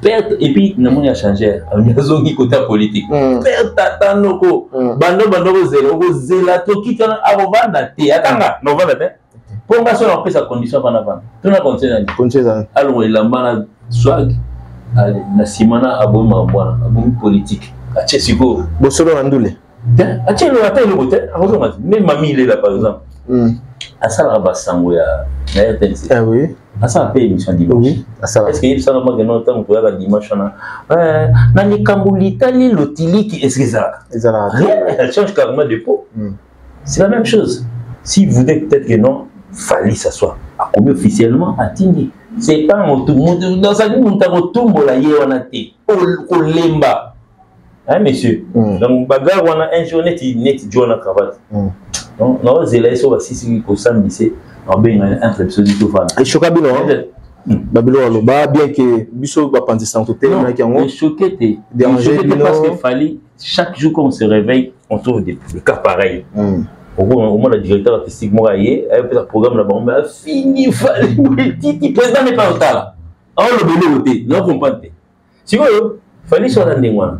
Mais si vous, qu'est-ce qui a fait que Johanna s'est retrouvé dans le parquet? Parce qu'il dit qu'il l'a. C'est quand même le Congo qui gagne. Le Congo a un disque d'or aujourd'hui ou non? Oui, certifié. Si vous y a des athées, parce que les Congolais doivent se demander.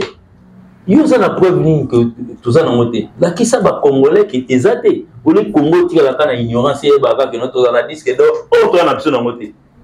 Vous comprenez? Bah complexe, Yangwana. Tu as dit une chose et puis tu commences à faire des reports. Ce que vous liez ça, c'est fausse manœuvre. Oui. Eh ben fausse manœuvre. Vous liez ça, c'est quoi? Avocat. Avocat, on est là-bas. Surtout les bandits, allez là, bon, fort. Non, il y a beaucoup de commandes. Il est là, bon, fort. Tout ça répond. 2 semaines. Très bien. Voilà, donc je crois que dans 2 jours, vous allez à niveau. Mais en tout cas, donc, le stade, le U Arena, je vous appelle déjà à venir. Préparez-vous. Ce n'est pas le Congo qui va gagner, c'est l'Afrique. Dans la déclaration, ah, la monnaie qui m'a conçu. La jour. Avec tout ça, apparemment. Bon, normalement, c'est vraiment un grand événement où tout le monde a participé. Non. Surtout Baba n'a pas parlé, ça connaît Kaouki. Et moi aussi. Moi, il y a ma cassi. Moi, c'est sexe, c'est banaté, maman, papa. Nous sommes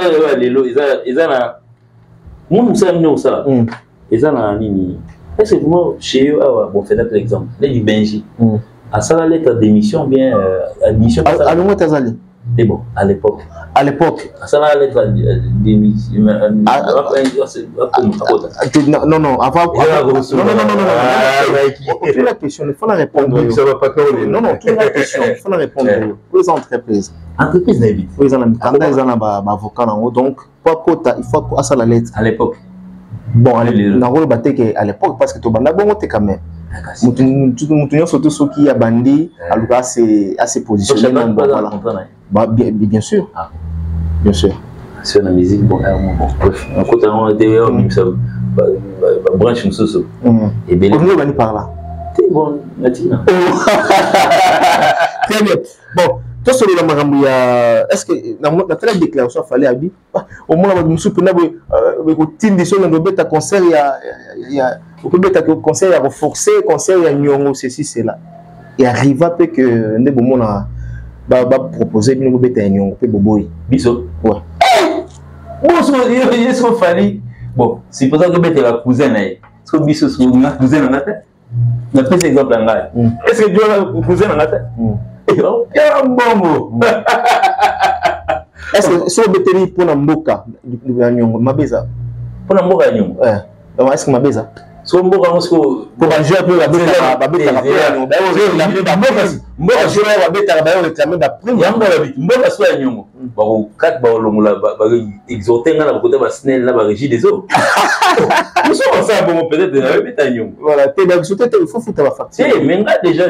je dirais déjà peut-être carrément éviter bon il y a révolte mais non il fallait non rien en a on s'était déjà dès le début à l'Obango c'est une phrase qu'on peut pêcher dans internet concert et pas pour la nuit concert et pas pour nous sommes ils sont calés surtout bête à la zone qui t'a bobo la nuit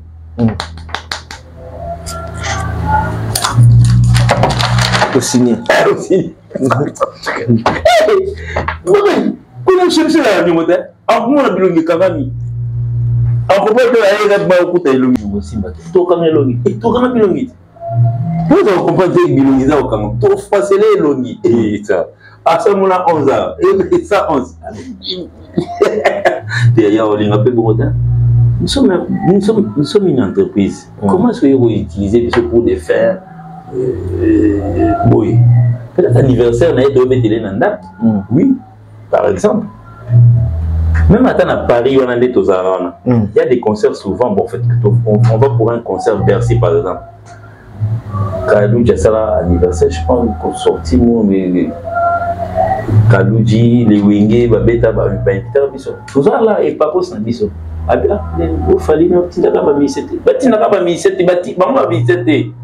Artiste. So li ba beta sanga usoli na bango. Bajo batanga ma na fergali. Pia. Ango benga so. Showman. Man Alex.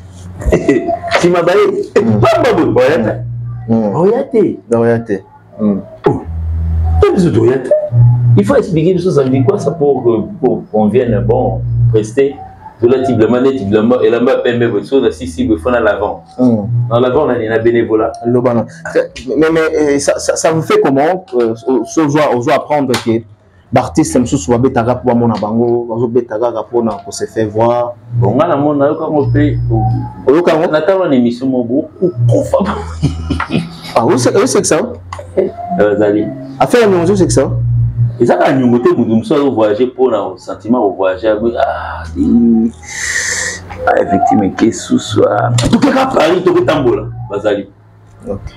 Comment on a bango? Oui, pas moi, on bon peu ayagi. Mais, ce qui nous va misser, ça, pour sa président. Pas finalement, il est avec vous. Rentabilité à Binesate. Je ne peux pas me promener avant les bonnes bêta tout. L'année passée, tu as eu un visa il y a une année à Europe. Moi, je ne suis pas allé faire un tour. Parce que j'estime que bon, il n'y a rien là-bas. Sauf peut-être dans l'invité, m'a fait peut-être dans un avion dans la Caïbe. Il y a eu quand même Arnaud qui est parti, il y a Boumba qui est parti, il y a Nathan. Ils sont partis, ils avaient quelque chose à faire. Et puis, quand il y a la moto clé, il y a bois et la bataille. Il y a beaucoup de choses qui sont il y a mamie. À partir de si on a ça, les photos qui sont avion, au moins, les baïsa. Oui, il y a un siège. Nous ne sommes pas obligés de mettre mon arme. Pour tout le tabando, Tony. Nous sommes également qui parler. Nous avons invité chez Maïs. Pas de problème. Oui. Chez eux. Shengaro. Oh, Shenga bana. Okuta mungu. Shenga. Depuis 2009, moi j'ai mon adresse là-bas. Dans le Bangote. Chez eux. Shenga. Tu aussi c'est ok. Bandalis. Kunape. Oh, tu as une adresse. Et puis on est là sur la boîte aux lettres. Tu as vu comment c'est écrit là-bas? Serge Liek. Il n'a vu qui Liek. Comment Serge Liek na boîte aux lettres? Fiston Balabos, on a aussi bien des Cosmoko. En tout cas, c'est pas une intégration. C'est pas donné à n'importe qui. Hein, non, mais sur l'émission, il y a MBK, je pense qu'il y a Patrick Moubenga. Ils sont venus faire ça chez moi à la maison. Serge, on a mis tout le comprendre. Tu me dis, mais finalement, depuis 2007. Comment est-ce qu'on a ça la démarche dans notre palais? Et surtout que j'ai de la famille là-bas. Est-ce que je n'ai pas de mais ce n'est pas bien très bien. En tout cas, je pense que les choses vont bien passer. Et puis, voilà. Stade. Sur le plan financier, besoin de Nîmes. Bon,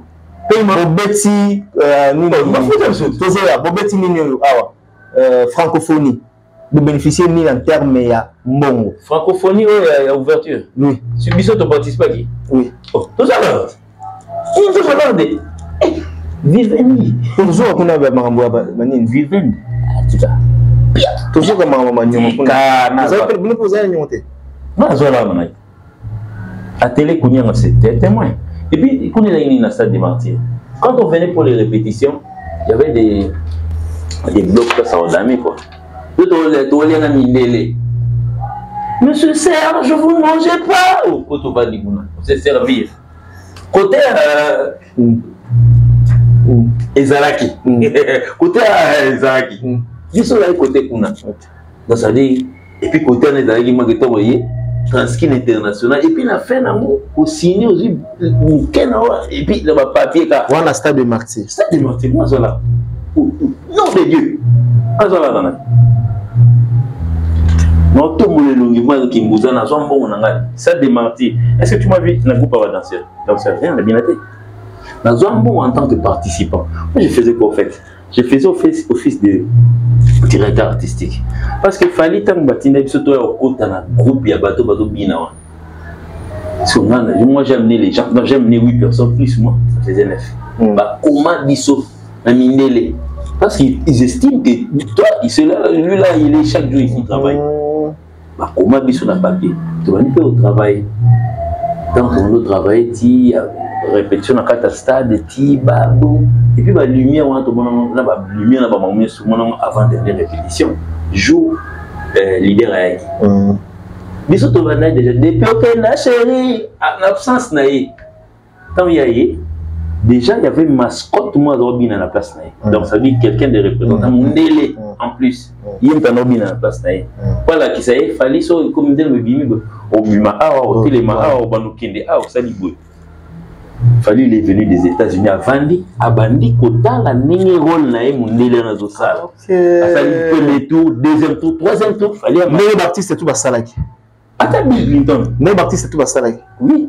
Bill Clinton il venait souvent. Non, Bill Basalaki, mais fait Basalaki. Et il y a bien ouverture. À fermeture Basalaki. Fermeture. Après drapeau fermeture, drapeau c'est qui fermeture c'est lui.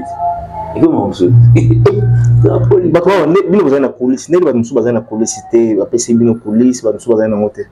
Mais Bill Clinton. Non, non, pas par Bill. Barbara Bravi, oui. Bisso ba musicien fallait toi la police. Fallait moi dans la police naïe. Bill Clinton. Bateau ba bêtise na fermeture, c'est improvisation ou comment? Des fermetures, quand on parle de fermeture, ouverture d'année. Debout, Congolais, bah Fungoli. J'ai fumé. Yeah. Souvent, debout, Congolais, drapeau Kitty. J'ai vidé. Bah petit mieux soit bando sauter na pelouse là. Bah ta francophonie. C'est pas qu'il est. Ah mais président de la République soit ça qui Très bien. Voilà. Tout comme voyez moi, bah petit on bando beta ba shit na terrain là. Bah on peut pas faire partie de la francophonie. Non, pas. Mais pour président, tant que soldat va bimina président de la République, tout ce qui s'est passé après, Dieu m'a sauté la bilamba na babini. Fermé. Fermé là. Mon lui peut continuer mon brr. Petit gars là. Bye. Très bien. Voilà, tout le monde vraiment cochité et tout ce lolima. Alors, parce que la technicien, rapidement, 5 minutes. Autotune,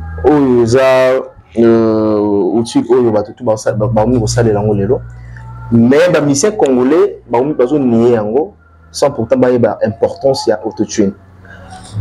Question dans les aboués. Tous les artistes congolais, est-ce que ça est la autotune dans le studio d'abord? Oui, dans le studio, oui. La plupart des cas, je peux te chanter certaines chansons. Bon, on n'est pas peut-être qu'on va contredire là, il va dire que il y a autotune les alliés. Et puis sur scène, et puis il y a comment on dit, tu vas commencer la charge. Il y a bon, surtout avec l'émission dernière apparition à Fali, il a dit, oh là là, moi je me rappelle, en fait, quand quelqu'un est entré, il fallait apporter un professionnalisme, mais là, vous voulez changer beaucoup de choses. Même à ta système, on a beau fait, il dit que les bisons te bandent, les bisons te révolutionner en haut. Oh, on a des places au solo. Toto y ma banzembo, oh, to y ma guitare, on se met à acoustique, on amène une guitare acoustique, na scène. Dans le but que les bisons te créent en haut, à Bumba à l'époque, avec un révolutionner en haut, bisons te non. Si quelqu'un veut me dire le contraire, tant pis qu'il amène les images. Maintenant, j'ai parlé de Aboumba avec Abeti Masiki. Abeti Masiki. Genre la musique, on a touché par monter. Mais la musique, où il y a Bissou Aboumba, l'idée a été mise au César. Ça donne moi, je me suis une guitare acoustique. Si quoi, après, on a Nous avons révolutionné certaines histoires. Et puis, quand la pose dans micro sans fil, on a l'idée, c'est difficile. C'est trop difficile. Donc, en 2006, déjà, le gars avait 6 micros sans fil. Il avait C. Il avait santé. Il y a micro. Il y a bleu, il y a rouge, il y a. Donc, chaque fois qu'on s'est déplacé, déjà, il a arrivé. Et puis, il a essayé un peu de pouvoir révolutionner les retours sur scène dans le casque. C'est depuis 2006. Et l'autre moment, très bien. Pourquoi? Parce qu'ils n'en parlaient pas. Autotune, ils en ont critiqué. Mais, ils commencent déjà parce que vous ressentir Babou Nango. Bon, évidemment, peut-être que les Congolais voient, sauf que non, Jésus n'a fallu na makelele aussi. Mais effectivement il a Jésus voilà aussi. Il faut que Jésus n'a pas dit le nom n'a fallu. Tout le monde a noté que non, le président français est arrivé à Bandal et puis bateau ce bol ba sozi. Pourquoi il se lote on a prêté les copines ailleurs. Donc ça dit tout ce que fait Fali est toujours mis en doute. Mais après puis défi le président français va venir sur le dimanche il a le président Moscou il y a si les bateaux attends ça s'ouvre pourquoi mais attends fatigue il soit fatigue il y en a dans ma tête. Espoir on a besoin pas à Macron. Macron, c'est son éminence président de la République de la France.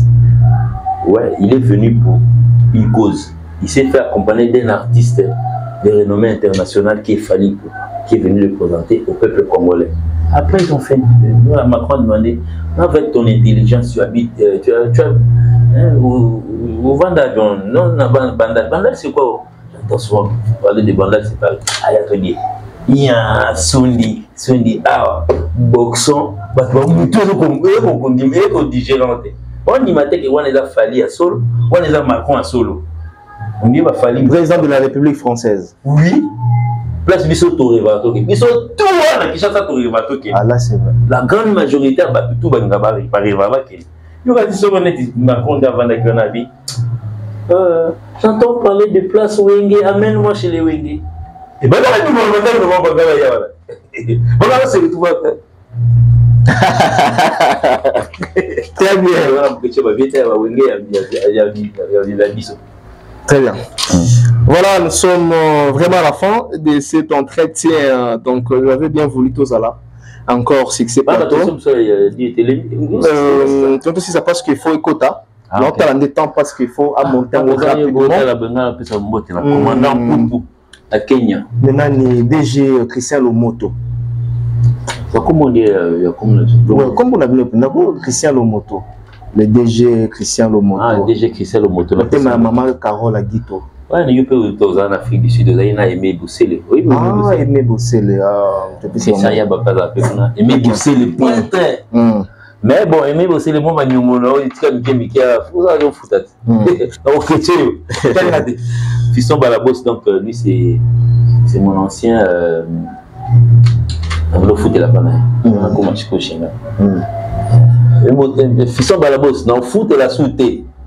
Et puis, on a un voisin, leader, moi, je suis oui, il y a Kanga, il y a Kachan. Ok. Quand on a RRB, surtout aux hommes, on a eu pas la cima. On a zobo rabakri na.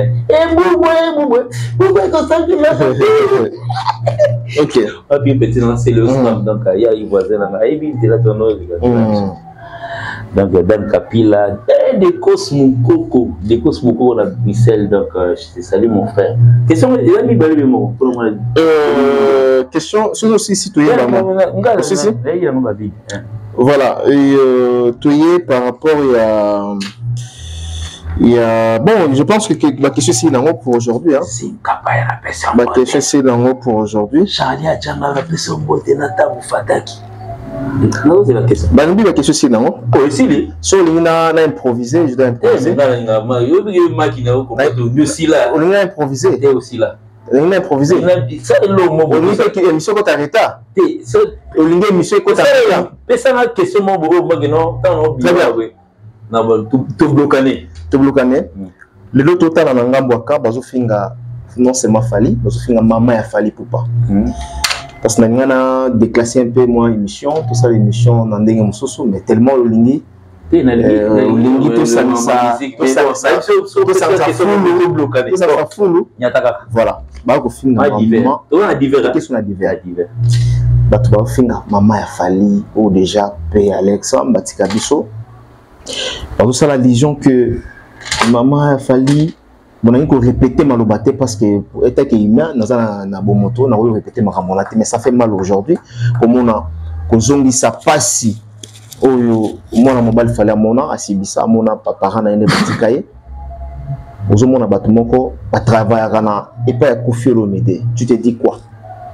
Bon, en fait, de l'autre côté, moni bon et là on a évité avec Koffi Olomide takunda maman ya Fally. Na papa a fallu, c'est pas grave. Moi aussi, ma mère a été à Koufa, est victime. Il faut même pas que demain je revienne pour dire que non, à contribuer à $100. Ça, c'est être hypocrite. Est-ce qu'il fallait abattre les soulans que non, Kokunda, c'est autre chose parce que nous avons aussi de la famille. Que tu prends la responsabilité de tout, voilà, c'est impossible. Il y a un café, il y a un salaire qui ont. Il y a un café, il y a un café. Comment il est là? Il faudrait avant la protéine sur moto, tous ceux qui exercent leur fonction pour faire plaisir à Koffi Olomide, regardez-moi s'il vous plaît. Vieux, aujourd'hui à 67 ans, à Rose en a muscle, qui m'a à 45 ans, impossible de s'imbattre. Et s'imbattre, frère. On respecte le vieux là où il est, donc ça dit qu'il respectera le vieux, il a fait son temps. Quand on vient qui guide de la musique africaine, bah, certains chroniqueurs, par exemple, je parle du Pygmée, qui dit que non, qu'il fallait danser bani. À l'époque, quand on te chante une chanson, par exemple, est-ce que dans ce donc bref, insulter ou bien parler de mauvais des Fally. Alors tu fais allusion à bateau balobi qui voilà Fally comme étant danseur et non chanteur. Non mais je parle de en gros voilà parce qu'il y a certaines personnes qui ne savent pas parce que ce album il y a Tala la tête d'Ima avec la voix de Fally. On n'a pas vu la danse. La disque on a tout en voix. Oui, tout en voix, oui. Donc quand on a envoyé Eric Touti pour aller prendre Fally, on n'est pas allé prendre Fally en tant que danseur. Ça c'est il faut que c'est. En tant que qui? En tant que musicien. Parce que le mal était dit. On dit Vierambo quand on a bémission là-bas, alors Fally Assili Saïe va passer à voilà. À l'époque, c'est une émission qui vit aujourd'hui, les alliés. C'est quoi yo? À cette époque, tu étais où? Mais il faut faire très attention quand tu t'attaques aux musiciens. Il faut te demander toi-même, est-ce qu'il y a une facile?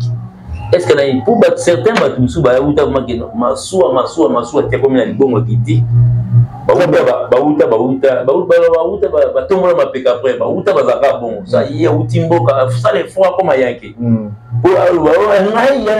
y a certaines personnes qui reviennent du village chez Bango dans Mbandaka.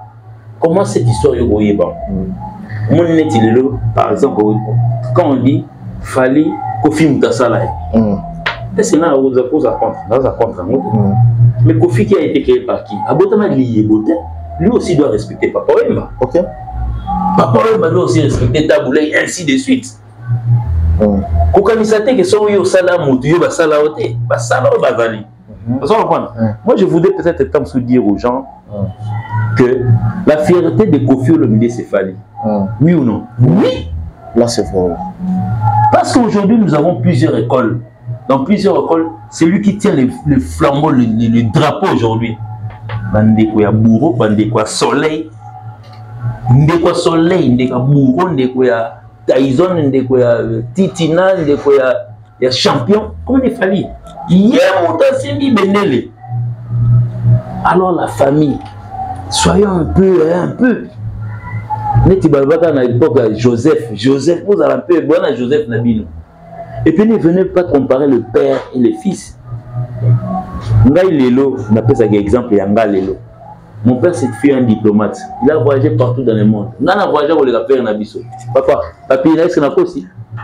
Est-ce que l'élève aujourd'hui, est-ce que l'élève a pris pour les camettes? Oui. Dans la musique, il a besoin de parler, mais ça va bon. Chez lui, c'est comme le monde est ancien, par les côtés. Net, il parle tout qui a l'exemple Mouké. Je ne veux pas aujourd'hui venir à Moutoubi qui aujourd'hui fatigué, oui, à Vani. Tout comparer Moutoubi, les notes. Moi, non, on est en Tanzanie, on est maillé les sons. Ah, on va gérer. Hein? Dans l'équipe, fini. Le léopard au Tchad. Ah, il y a par des maïs, vous êtes en Tanzanie. Est-ce qu'on doit comparer Moutoubi à Génois? Impossible. Babi a calendrier ndeni tant ce monde sopi garder et puis au terminer la ligne vous début. Et puis les semaines à période on a serré moi trop. On ne doit pas comparer les générations et générations. Comment les lots et comment on va vitesse c'est belé. Est-ce que fallait aller qui Kofi Olomide? Fallait a fait donc Kofi a fait est arrivé à une ligne comme Wana na ayena ba bourreau na ba soleil comme na bango wana. Très bien. Allez, fallait développer l'école. C'est la même chose. C'est-à-dire que Fali, il a fait la suite. Il a fait plus que Kofi Olomide. Il fait plus que Kofi Olomide. Ah bon? Mais papa, on a vu ça clair. C'est ça. Tchatcho est venu quand même trouver et trouver Soumidjom et trouver Tchatcho Wana. Écoute, Soumidjom, écoute, Odemba. Et comment il peut me demander Tchatcho? Et comment il peut me demander la sommet? Écoute, Soumidjom, écoute, Odemba. Et comment il peut me demander? C'est le gars Lombo. À chaque période de chaque mignon, donc ça veut dire que la topos musique, c'est aller de l'avant. Point barre. Place, il fallait Kofi Alina, il fallait commissaire à place. Tu combien tu pour ça là? Il y a le des papas de n'a qu'un pas dit. Pia! C'est la même chose. Fallait plus grand que. Fallait aussi là où il sera. Peut-être dans 20 ans. Au moins la Dieu c'est normal les gens là-bas. Fallait le ballon clair, le lobby. C'est normal. Il fallait léguer lobby. Mais pourquoi les lobbies viennent dans mon ballon léguer? Pourquoi? Parce que c'est que parce que ce que Kofi Olomide a fait, Fali n'a pas encore fait. Ce que Kofi a fait, n'a pas fait. L'homme Salango, Beta Boulay. Ah non, mais quelque part, si on a Fali ou la Sala, Kofi a salaté. Et ce que Kofi a salaté, Fali a salaté. Donc c'est que l'homme Sala, Kofi a salaté. Tous à la batte. Nous sommes en train de pouvoir exceller. Toujours les motos, tu les as guidés, commis, les aguités, ainsi de suite. C'est-à-dire que tu as le même langage avec Manix. Et Marambundi, non, pas le loco. Vous avez le même langage avec Manix, Fali et Kofi en mieux. Bon, pourquoi Fali en mieux? Pourquoi tu as vu Mazéa en mieux? Vieux Mazéa par exemple. Fali c'est Mazéa en mieux. Tu as vu la mission Mazéa. Non, dans tous les vous partagez même. Pour côté on a des autres gênés, lobby barolé quand la TV ils vont frisser beaucoup parler. Bon, moi je préfère peut-être être en sonatier. Fali c'est vieux Mazéa en mieux. Vieux Mazéa en mieux. Par exemple. On dirait pourquoi Soukaki? Donner mon combat, maman, développement la moyenne. Parce que n'oublions pas, le vieux Evoloko a fait aussi de la musique urbaine à l'époque. À Salaka, il n'a pas de limite. Les lieux comme il n'a pas de technique, il n'a pas de côté, et ainsi de suite. Mais le vieux nous a quand même montré le chemin. Nous avons développé le chemin qui va nous aller. Alors, le dérapage à l'endroit de l'artiste Fali. Est-ce que toi tu penses vraiment que non, Viera permet à Bomba que ça pas le bas? Moi je ne crois pas. Il y a un moment où il va surtout il y a que ça là, avant la permission à Viera Mboté. Mais sur le temps je prends le cas exemple. Alexis Wechi, à ça il y a Tinda Babatu. Non, il y a bien sûr que le téléphone il a fallu le numéro Alexis Wechi. Mais on se demande beaucoup de choses. Fallait ça va m'aider. Fallait à compter à raisonner ni na ça va répétition na pour la URL. À raisonner ni na otinda ken piana ke finga mutaba. Franchement entre nous. Pourquoi on a ça de monde? Pourquoi on a revendre la beauté na bibon na les lots ma fona démarrer Marc chanteur. Marque X n'est yo tika mugaza de tombo na yaba na nikuna donc ça dit ma mettre le taureau ils a raté donc ça dit moni et logo yo li kanisi chez bino bo salango biso nesko fokato tinda kabatu. Comment est-ce qu'il fallait calmer l'hémorragie à warriors partout dans le monde? Il y a aussi des warriors au Nigeria qui injurient. Si vous voyez ce qu'on va faire, ça on a langue.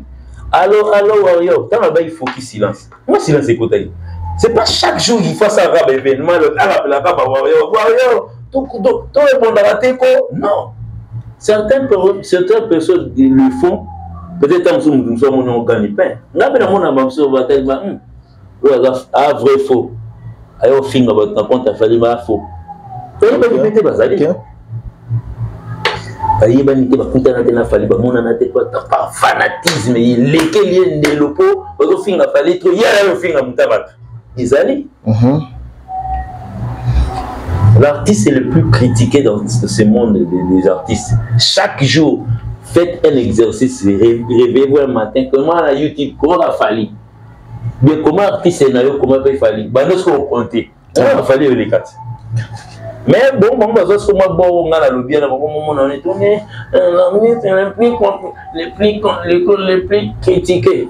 Et mon pour critiquer le premier. Très bien, merci. Nous sommes à la fin de cet entretien. Nous étions avec Gino Lia qui le temps nous a parti. Donc le temps va. Bâtir la mission dans les réseaux sociaux déjà pour que votre la mission. Je profite. Avant la cité condoléances na master nanga moko boye. Ah d'accord. Qui vient de perdre sa mère, donc je vais découvrir ça tout à l'heure. Maître Taureau. En tout cas, père à maman, père son âme donc Maître Taureau. Voilà, merci père à son âme notre maman. Nous sommes arrivés à la fin, nous étions avec Gino Lia qui est comment on doit te poser question poser OK non. Vrai ou faux Gino Lia qui a voilà, tout ça biso qui pardon Paris la Défense malgré des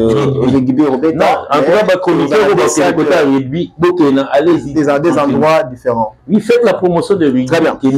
Voilà, vrai ou faux, Gino Lia qui a fait ce soir que Batikala jamais commis un concert ni na francophonie ni na stade de Marseille. Voilà, vrai ou faux, Gino Lia qui a fait ce soir que tous les artistes et musiciens congolais utilisent autotune dans le studio. Oui. Très bien. Vrai ou faux, Bagolois, l'équipe nous a ébélé, mais nous bosa partout. Ébélé au côté ni. Ils ont vrai ou pas? Faux. L'équipe ils na.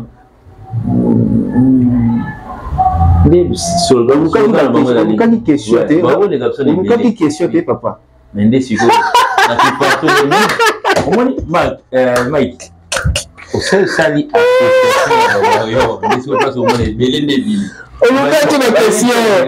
allez, prenez les bélés. Très bien. Vrai ou faux, fallait pas aller qui fait rigola. Et aller qui vrai ou faux, fait rigola aller qui fallait. L'équipe. Très bien. Vrai ou faux, fait rien fallait sur le plan level musical bandemo. Et bandemo. Bandemo. Wa banda ndemtaga mwato. Wa banda carrière. Wa banda yenda likolo. Wa banda carrière. Wa banda mo. Kasi mtabanda carrière. Wa banda carrière. Quoi wa banda ndali likolo. Il a nani. Ouais. Je t'avoue. Mais si que OK c'est moni un mot bébé moi ça manate parce que baba la yo no atala na TV. Hein? Talaita. OK. Yenda talaye. Détrompe ta talaye. Yenda talaye. C'est vrai, il peut être plus âgé que lui en une année, mais atalaye. Voilà. On a ma preuve des alliés. Vrai ou faux, c'est ça que Kofi Olomide a grand, mais il fallait pour pas dépasser. Mais ce qui fallait à l'écart, il faut fuir. C'est que Kofi a l'écart, non? Attendez. On veut clair. Nabibu, ce qu'il fallait à l'écart, Kofi Olomide. Pourquoi vous avez dit matin à faire quoi? Avec qui n'a on a tout le awa, fallait faire. Tout le monde a fait ça, tout le monde a fait. Eh, na lobi so clair. Na bango ibale. Mo patala muninga na TV oui ou non? Kasi ya kala yi. Atala na TV na tala la tanga ba le kala ba hit parade à l'époque. Ka moni na TV. Ah tout le monde. Qui va t'autoriser à passer à la tout le monde ancienneté.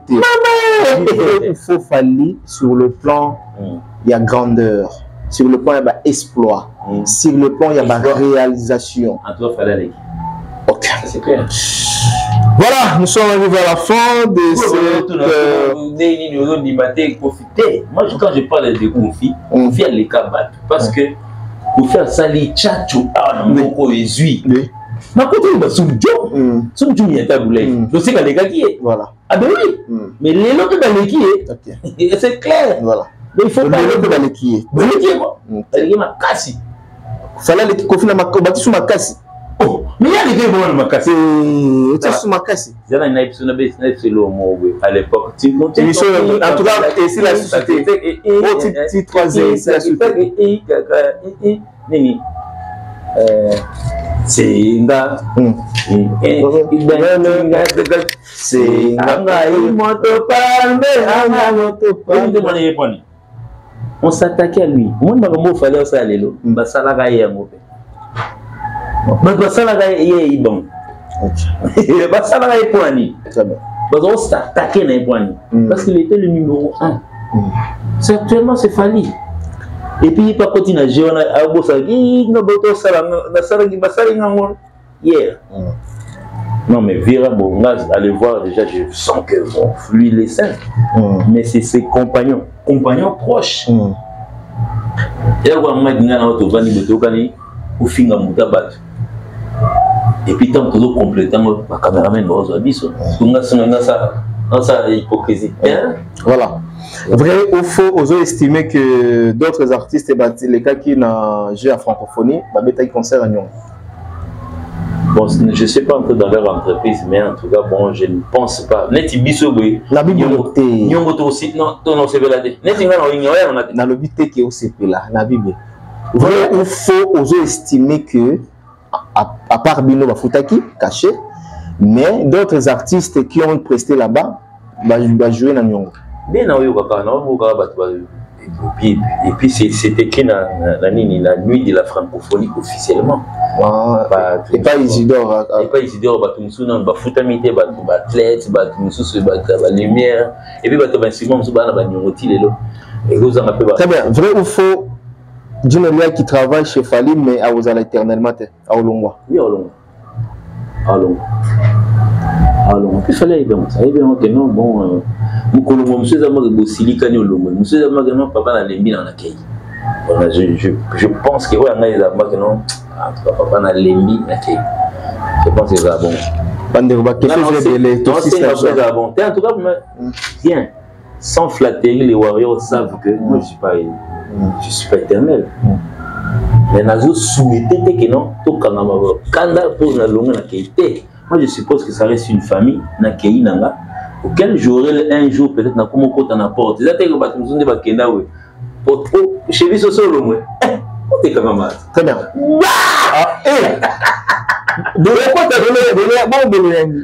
So bakaya d'apop. Bon bolo yang aboya la PC mbo so ba sele ba fumole la. Donc moi c'est une différence c'est ça moi non ya bolo yang so ai lino to kengele to kota mais batum so ya moi so ai ko mais ba kamat muta doza na pe alali so ngana on ba so na di mama ba fumole ko na pesi ba tutu ba ina kazi na ba te tiki bino même ko no roya na pesi da non sabi ndeni mercredi na 15 ans roya no kuta porte fumama da ouais, voilà, tout ça par vrai ou faux, là maintenant tout ici par vrai ou faux, vrai ou faux, Dynastie D, na chemin de la gloire, Ezea Kolongola, Formule 7. Faux. Très bien. On se retrouve prochainement. Merci à tout le monde. Merci à Richard Tessa. Merci à Fils Nzouzi. Et quant à moi, je vous quitte. Donc, remerciement à Kenya Tozaki. Bon, je t'ai reçu par un commandant Poupou. Je te remercie. Donc, Dan Kapila, na Kenya Tozaki. Ouais, Maître Toro, je viens d'annoncer à ma télé. Gabia Mundala, oui, moi-même, je ne l'ai pas reconnu. Gabia Mundala, en tout cas, vraiment, il est monté avec. C'est comme s'il avait la machine à la maison. Tara Dolo. Moi, je vais penser qu'il y a ça, oui, mais moi, je l'ai pas trop mignon, mais il est mignon, mais bon.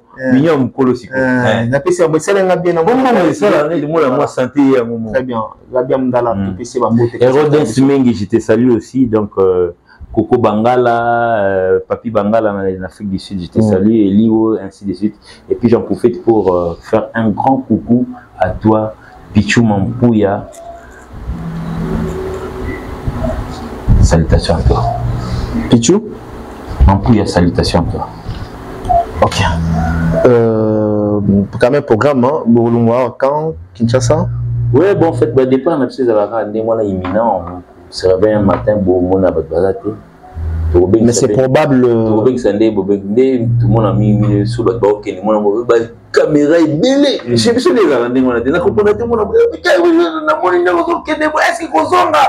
oui, Martin. Ah, champion. Tu il y a là dans l'aéroport. Chez Bissou, c'est on est là, on a répondu chez Bissou. Il est là dans l'aéroport. Parce que là, je voulais pas pongiter. Les gars, ils ont pongé. Chez Bissou, ça dit, on annonce à personne. On s'est fait annoncer par ma famille. On a dit qu'il n'est pas allé. On n'a pas Jérémy, qui n'a pas fait salam. On a petit qui l'a parlé. Mais c'est probable, moi, où vous avez déjà un aéro. Bon, le jour où ça sonnera, donc vous nous verrez peut-être sur les images directement au commis déjà. La fois passée, les gars, au commis comme on se réveille un matin, coup de bâton, tout est bien. En tout cas, belle suite. Nombre bon, ils en ont nombre en tout cas, c'est tant au balo qui tenait. Habité sous Balobango, oui, en son nom bien qu'à soit visité à l'Oban nombre Bakotara. Et puis c'est un token de belé. Un podium, le goût, vous allez en avoir le temps. Tu as un bateau pour bâtir un effectif. Oui, naïe, kuna, naïe, pe aïda. T'es bon, pardon. Surtout famille Mumbawan de la très bien. On se retrouve demain ou après-demain. Merci, mesdames et messieurs. Merci beaucoup.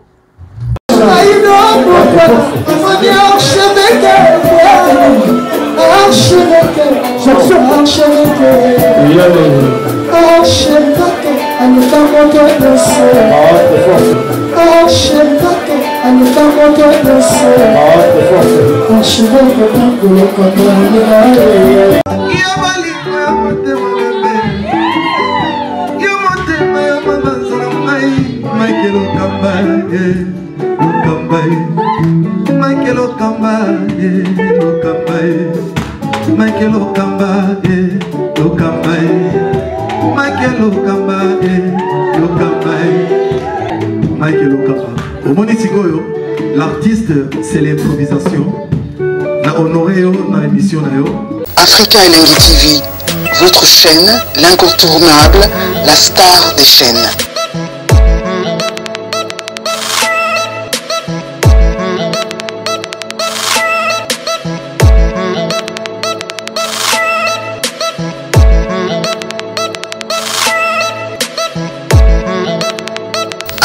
Africa Elengi TV, la magie de l'info.